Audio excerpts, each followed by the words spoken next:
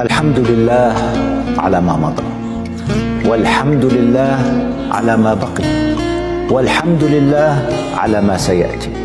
الحمد لله على كل طعنة وخذلان وتجربة علمتنا وفتحت عيوننا. الحمد لله على كل جرح وألم ومعاناة. السلام عليكم ورحمة الله تعالى وبركاته. يومكم معطر بالصلاة على النبي المصطفى محمد عليه أفضل الصلاة وأزكى التسليم. دائما مع الوصفات الاقتصادية السهلة البسيطة والراقية في نفس الوقت. اليوم بإذن الله جيتكم بوصفة سباغيتي دوبل صوص، وصفة سهلة بسيطة اقتصادية من أروع ومن أسهل ما يكون. إذا بالنسبة للوصفة تاعي بداية عندي لهنية الطنجرة تاعي ولا المقلة، كما أنا عندي لهنا هذه المقلة الغامقة. دائما نحب أنني نطيب فيها. لهنا نحط المقلة تاعي فوق النار. واش راني راح نحط فيها؟ راني راح نحط فيها 3 مغارف كبار نتاع زيت. لهنا فقط نستنى على المقلة تاعي شوية تسخن، وبعد ذلك راني راح نحط فيها 3 مغارف كبار نتاع زيت. الميزة في هذه الوصفة أننا رانا راح نستخدم فقط قدرة واحدة، ما راناش راح نكثروا بزاف الماعين، مش راح تدي لنا بزاف وقت. مباشرة كامل المكونات نحطهم على ضربة وحنا درنا أحلى وأروع وصفة تجي خاطرة وملبية من أروع ما يكون. إذا بعد ما حطيت 3 مغارف كبار تاع زيت، حطيت مغرف نتاع طماطم مصبرة، وبعد ذلك عندي حبة تاع طوماطيش كنت قطعتها مربعات رقيقة، عندي كمية من المعدنوس، عندي ربع فصوص نتاع ثوم، وعندي لهنا كمية من الزيتون كنت بدلت له الماء عدة مرات. راني قطعته دوائر كما تقدروا تشروه إيكيبي، ومن بعد تقلوا كامل هذوما المكونات مع بعض.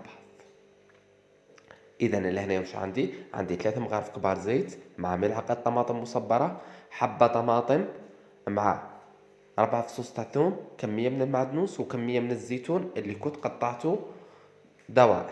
لهنا عندي كميه من السباغيتي. انا لهنا راح نديه فقط نص كيس. لهنا بالنسبه للسباغيتي انا لهنا استخدمت سباغيتي سيم، تعطيني نتيجه من احسن ومن اروع ما يكون. وعلاش؟ لانه فيها ماده النشاء، يعني ماده غنية بمادة النشاء اللي راح تلبي لي لاصوص نتاعي.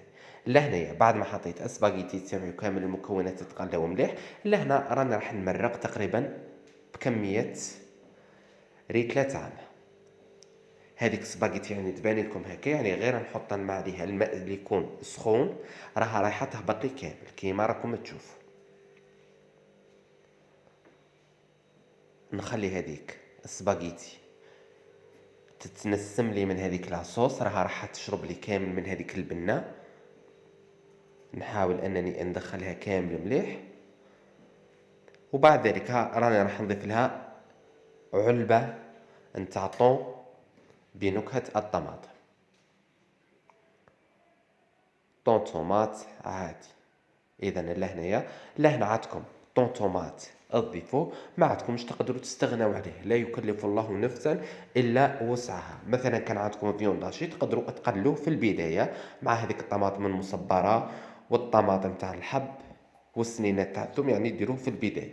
ولا كان عندكم مثلا كميه من صدر الدجاج تقطعوه حتى هو مربعات صغيره وتقلوه في البدايه.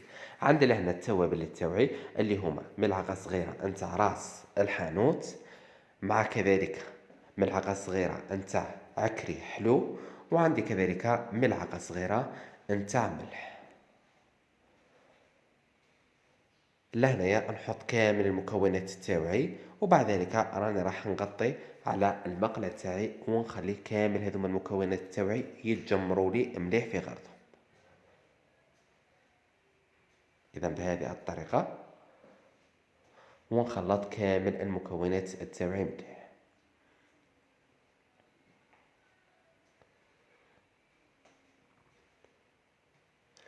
بعد ما لهنايا خليتهم تقريبا مدة 10 دقائق، لهنايا عندي كمية من الجبن المبشور. أنا لهنا نستخدم نابولي ولا نستخدم ياكورا. بالنسبة للجبن المبشور الثمن تاعهم رخيص، والبنة اللي يعطوها لي يعني من أروع ما يكون.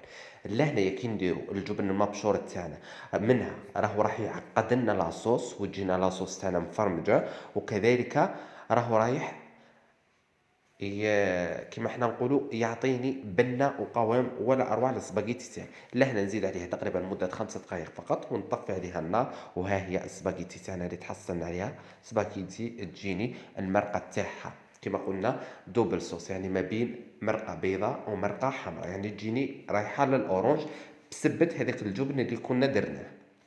شوفوا هذيك لاصوص يعني كيف تجيني عاقده، تجيني السباغيتي تاعي ملبيه، وكما قلنا نستخدموا فقط قدر واحد يعني بلا ما نكثروا علينا الاواني.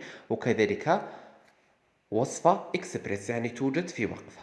بعد ما حطيتها في الصحن راح نزينها بالقليل من المعدنوس وكذلك رشه خفيفه من الجبن المبشور من الفوق، واحنا تحصلنا على احسن واروع وابن طبق في آن واحد. نتمنى أنا وصفتي لنهار اليوم تكون نالت إعجابكم، تجربوها في بيوتكم، أكيد راكم راح تنجحوا فيها، وبدون شك راكم راح تفرحوا بها كامل العائلة والأحباب، بالأخص الأطفال لأنهم يحبوا بزاف لي بات. إذا عجبكم هذا الفيديو أكيد ما تنسوش تخلوا لي لايك، تشتركوا معي في القناة حتى يصيبكم كل جديد، وإلى الملتقى في وصفات قادمة. مسك الختام، تحية الإسلام.